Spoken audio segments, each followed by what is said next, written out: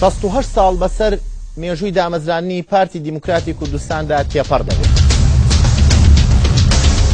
ئایا پارتی حیزبێکە بۆ ئایندەیە یاخۆت حیزبێکە لەسەر ڕابردووەکانی دەژی؟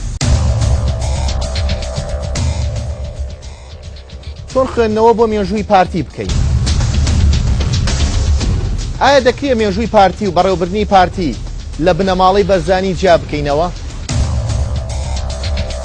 ئایا جەماوەری پارتی لە کوردستانە ڕوو لە هەڵکشانە یان وەک نەیارانی دەڵێن بەهۆی تەزویرەوە یەکەمین؟ باشە بۆ لە کوردستاندا ئەوەندە دژایەتی پارتی دەکرێت کادرێکی پارتی وا دەڵێت.